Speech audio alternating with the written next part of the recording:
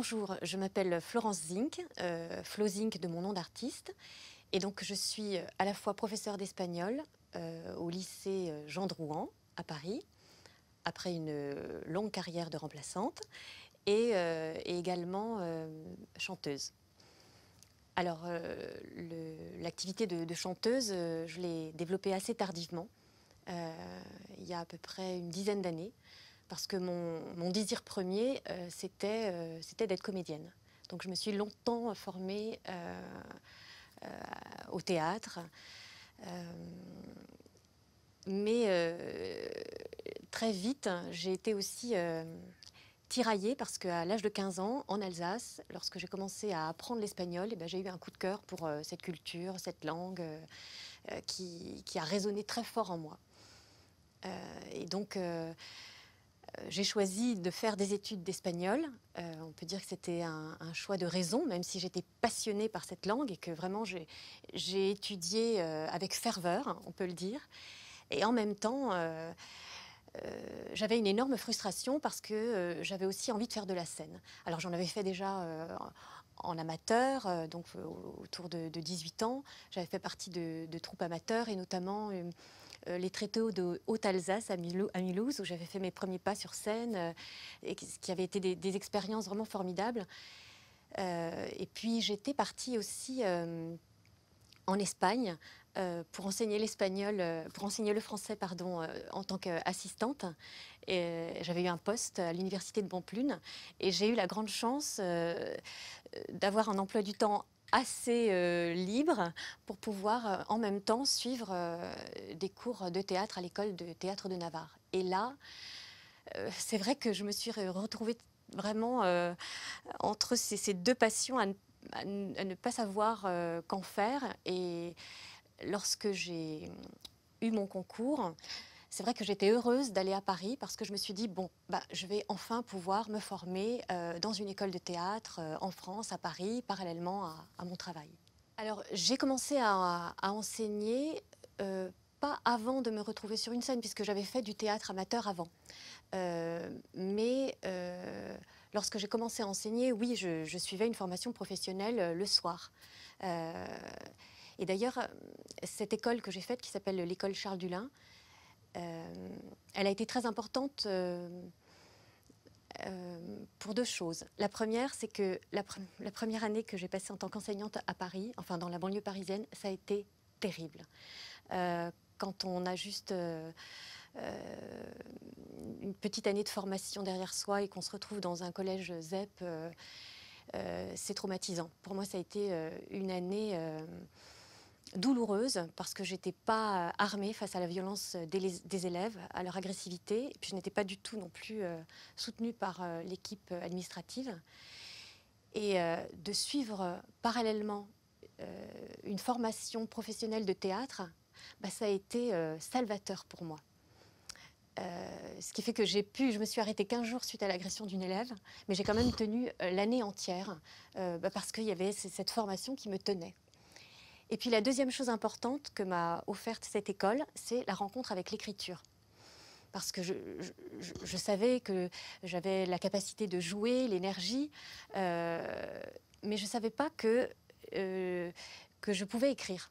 Et un de nos professeurs, qui était un professeur de théorie, un jour nous a invités à écrire un texte, il nous a donné des contraintes. Et là, je me suis dit, j'ai un rendez-vous avec l'écriture. Et depuis, ça n'a plus cessé. Un professeur, dans sa classe, il se met en scène, c'est vrai. Il doit avoir une tenue, il doit être dans l'énergie. Hein, je crois qu'on ne transmet rien si on n'est pas dans l'énergie. Il a un public à capter, à séduire. Quand on a 1 heure de cours, on n'a pas le temps de boire un café, d'aller répondre au téléphone. C'est 1 heure pleine en communion. Et ça, je trouve que c'est assez en commun avec la scène. Quand on est sur scène, on essaye d'être en communion avec le public. On ne réussit pas toujours. Et c'est la même chose. En cours aussi, il y a des fois, on a des moments de solitude. Les perches, contents, elles ne sont pas saisies. Donc c'est toujours à recommencer, c'est-à-dire qu'effectivement il y a des cours qu'on répète, mais on est toujours dans des moments différents, on est interpellé aussi, c'est un métier qui vous fait bouger. Moi j'aime beaucoup cet aspect de la transmission et les jeunes m'apportent beaucoup. Alors là maintenant j'ai la chance d'être dans un lycée où je suis en paix, mais c'est vrai que ça n'a pas été toujours le cas. Parce que j'ai eu affaire à des publics aussi très difficiles. Mais je n'ai jamais songé à démissionner. C'est sûr que dans les moments difficiles, oui, ça m'a permis, cette activité artistique, elle m'a permis d'être une soupape. Que ce soit l'écriture, que ce soit tous les stages que j'ai faits pour me former en tant que comédienne, que ce soit les cours de chant. Je crois que j'ai trouvé mon équilibre dans ce va-et-vient. Mais en y réfléchissant, finalement, depuis toute petite, j'ai toujours eu deux activités. Quand j'étais plus petite, entre 8 ans et 18 ans, parallèlement, j'ai fait de la gym de façon intensive. J'en faisais 9 heures par semaine. Et ça, c'était à côté de mon activité scolaire. Et pour moi, ce n'était pas un hobby, c'était vraiment quelque chose de très sérieux. Donc, j'ai grandi. Enfin, je me suis formée, construite, avec toujours quelque chose de très sérieux à côté, à construire. Et je me suis rendu compte que ça me donnait un équilibre. Alors, on ne peut pas toujours mener les deux de front. Donc, il y a des périodes où, quand il y a des projets avec des élèves, c'est la partie artistique, on va dire, qui peut être peut-être plus, comment dire, plus moins investie, et vice-versa. Après, c'est vrai que j'ai un métier qui fait que je peux m'organiser comme je veux. Mon emploi du temps, je l'organise à ma guise. Et je n'ai pas d'enfants, je n'ai pas de vie de famille. Et donc, j'ai par contre, à côté de ma vie de professeur, une vie artistique. Donc, mon temps est investi dans la création. Mon activité artistique, elle est aussi mon métier. Simplement, c'est un métier que je peux mettre en pause, puisque je n'en dépends pas financièrement. Donc, c'est un métier dans la mesure où j'ai des engagements professionnels, j'ai des contrats. C'est pas un hobby. Je ne peux pas dire, bah là, je suis fatiguée, je vais décommander un concert qui a été prévu 1 an à l'avance. C'est pas possible. Il y a aussi toute une équipe, même si elle n'est pas grande, hein, parce que moi, c'est une activité que j'ai montée seule.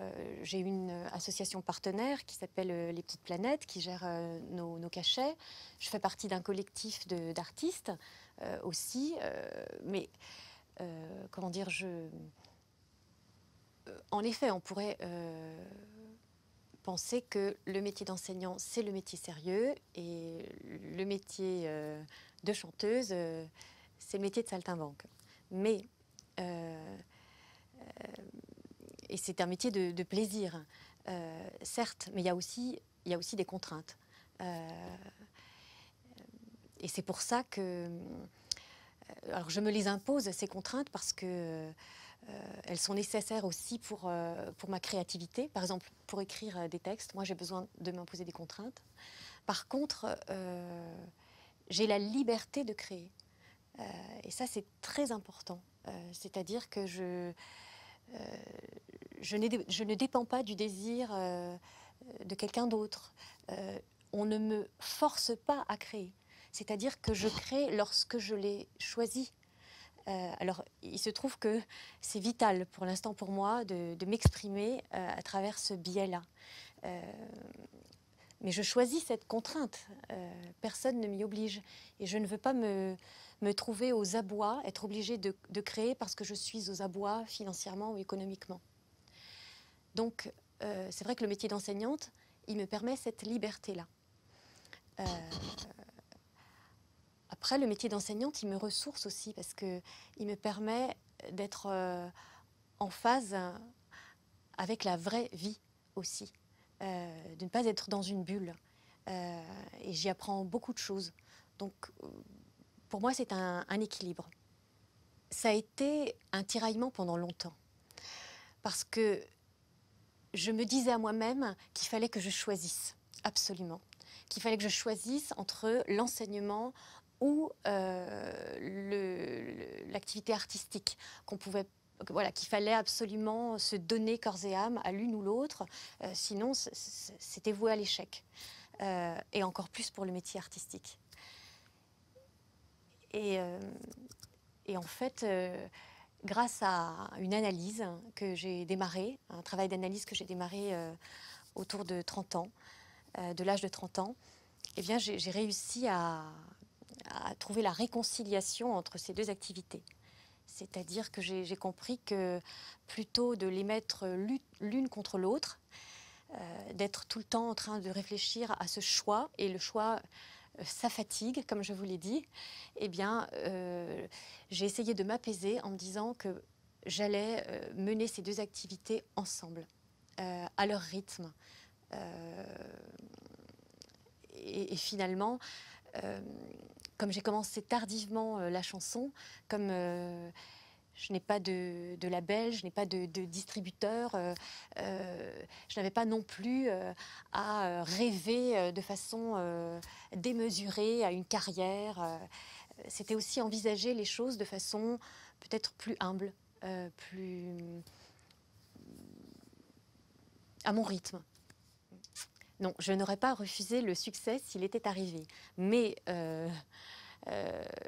comme j'ai commencé tardivement mon activité artistique, je n'ai pas rêvé démesurément pour ne pas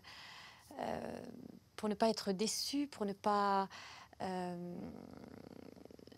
vivre trop d'amertume. Parce que c'est quelque chose que j'ai découvert lorsque j'ai commencé à travailler comme comédienne. Donc, pour moi, c'était très exaltant parce qu'enfin, je commençais à ne plus être une apprentie comédienne. Je commençais à gagner un peu d'argent. Et ça a été aussi le moment du désenchantement. Parce que j'ai rencontré des personnes qui avaient beaucoup de talent, qui avaient eu un parcours exceptionnel et qui étaient pleine d'amertume parce que, eh bien, elle n'avait pas réussi comme d'autres qui avaient suivi, comme elle, les cours au conservatoire. Et ça, j'avoue que ça m'a déboussolée parce que je me suis dit, moi, je ne veux pas finir ma vie dans le désenchantement. Et donc, j'ai toujours fait attention à me garder de trop d'espoir, de trop de rêves, de trop d'ambition, parce que j'ai vu que ça entraînait parfois aussi des comportements pas très jolis. Et donc, voilà, je trouve ça formidable pour les gens qui réussissent, mais je suis aussi lucide par rapport à l'envers du décor. Parce que avant tout, c'est sûr que je serais contente si mon album était connu, circulait, etc. Mais avant tout, moi, je ne veux pas me perdre. Je veux quand même faire attention à ma vie intérieure. Oui, en effet, je pense que quand on suit ce type de chemin, c'est qu'on a besoin de reconnaissance. Et pour moi, c'est clair. Je pense que j'avais besoin que mon travail artistique soit reconnu. Donc, j'ai fait ce que j'avais à faire. J'ai fait ce chemin. Après, ce qu'il devient, ça ne dépend pas de moi. Donc, je crois qu'il n'y a pas besoin de s'exciter, de s'énerver. J'avais envie que ce travail soit reconnu. Alors, il y a eu quelques chroniques, il y a eu quelques articles. J'étais surtout très fière d'être arrivée à faire un album pour toutes les énergies qu'il avait rassemblées, pour les personnes que j'avais rencontrées sur ce chemin. Je ne pensais pas, quand j'ai commencé la chanson, que j'arriverais à faire un album. Alors après, il n'a pas été médiatisé parce que je n'ai pas trouvé les partenaires nécessaires non plus pour les structures nécessaires pour qu'il ait un écho plus grand. Mais c'est pas grave, je suis lucide par rapport à ça. Ce qui est important pour moi, c'est par exemple d'avoir collaboré avec Frédéric Bobin qui m'a fait les musiques, avec Une femme mariée, d'avoir rencontré ce fameux musicien Martial Bord qui m'a accompagnée sur scène, qui ensuite m'a fait les arrangements de l'album, d'avoir une équipe sur laquelle je puisse compter qui sont aujourd'hui des amis. Ça, c'est plus Est-ce important que pour ça moi vaudrait la peine que le succès d'un album. de la Même vie si pour tout le monde, je serais contente qu'il ait plus de résonance. Alors pour ce qui est de la frustration, c'est vrai que j'essaye de faire attention, oui, de ne pas me nourrir de frustration. Parfois, la frustration, elle est nécessaire.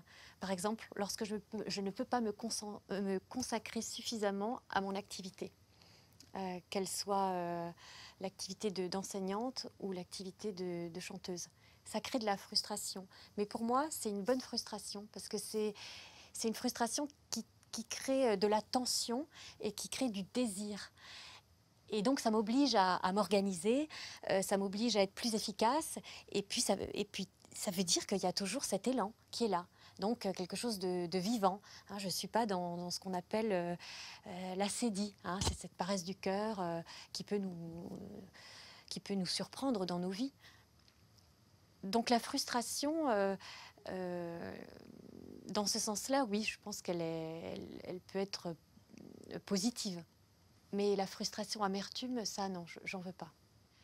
Le mauvais côté de ces deux activités, alors si je commence par la chanson, je dirais que j'ai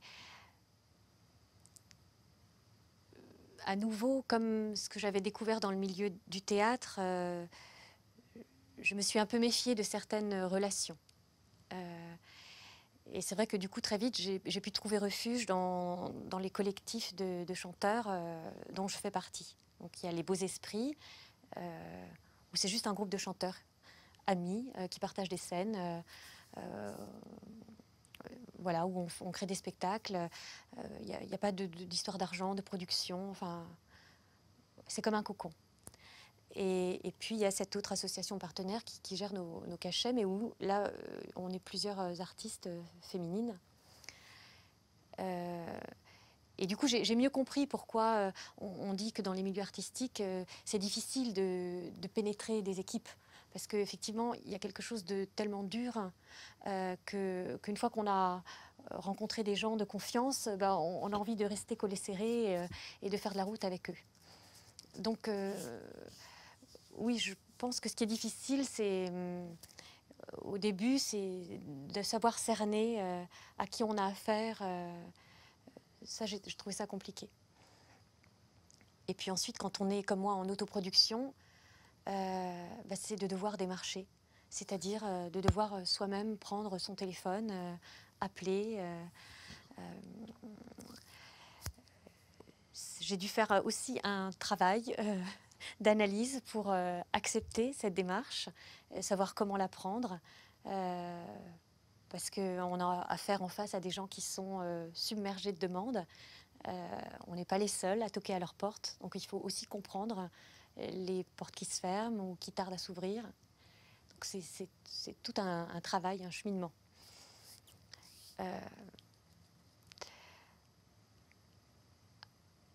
L'autre chose que je trouve difficile dans ce milieu, c'est lorsqu'on a créé et qu'on a fait tourner ses chansons, après, qu'est-ce qu'on fait?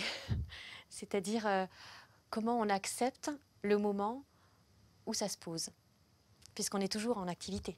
On crée, après on est en activité parce qu'on démarche, après on est en activité parce qu'on va faire un album, après on démarche pour son album.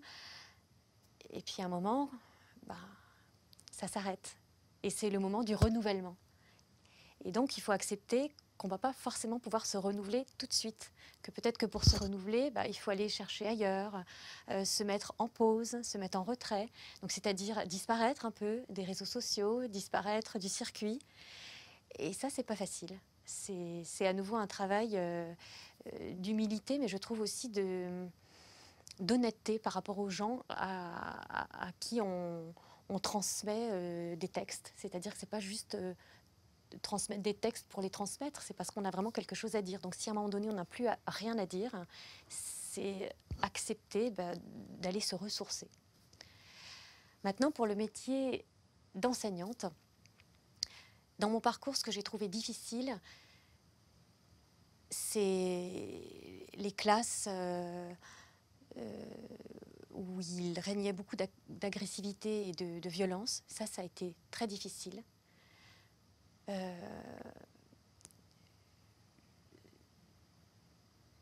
J'ai été aussi, on va dire,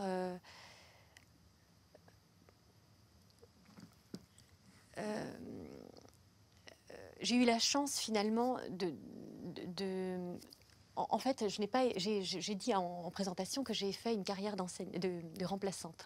C'est-à-dire que lorsque je suis arrivée à Paris, je n'ai pas eu de poste fixe. Quand on arrive, quand on démarre, on n'a pas de points. Donc, j'ai intégré le statut de remplaçante. Et à la fois, ça me convenait bien parce qu'à l'époque, ce qui n'est plus le cas aujourd'hui, mais il y a 20 ans, lorsqu'on était remplaçante, on accumulait le double de points de ceux qui étaient en poste fixe. Et comme mon objectif, c'était d'intégrer l'Académie de Paris, voilà, ce statut de remplaçante me convenait bien. À la fois, ça me permettait de voir aussi différents fonctionnements et à la fois, j'étais bien contente d'être remplaçante, c'est-à-dire de pouvoir changer d'établissement lorsque j'avais un remplacement à faire dans un établissement difficile. Je savais qu'il fallait que je tienne, alors quand c'était des remplacements de courte et moyenne durée, que je tienne telle durée, quand c'était 1 an, que je tienne 1 an, mais je savais qu'ensuite, j'aurais peut-être la chance de tomber dans un établissement moins difficile. Et donc, voilà, le fait d'être remplaçante, ça m'a quand même occasionné à chaque rentrée énormément d'angoisse. Parce que j'apprenais le jour de la rentrée, 2 jours après, quel poste j'allais avoir, quels élèves, il fallait me préparer en toute urgence. Le statut de remplaçante, c'est pas non plus très facile parce que les élèves ne vous connaissent pas, ils pensent que vous n'avez pas forcément de formation, ils ne savent pas que vous êtes agrégé, que vous êtes certifié, bon, vous sortez de nulle part. Donc, et puis ils vous testent, donc ça c'est pas facile. Je me suis fatiguée d'être remplaçante parce que c'est vrai qu'à un moment donné, j'ai eu besoin de me fixer. Et il se trouve que le hasard a fait que j'ai été remplaçante au lycée Jean Drouin, où j'ai respiré beaucoup de sérénité, où j'ai eu affaire à des élèves différents de ceux que j'avais connus, puisque ce sont des élèves qui à la fois ont des formations, des stages professionnels, donc ils ont aussi un pied dans la vie active. Et voilà, il y avait une ambiance sereine.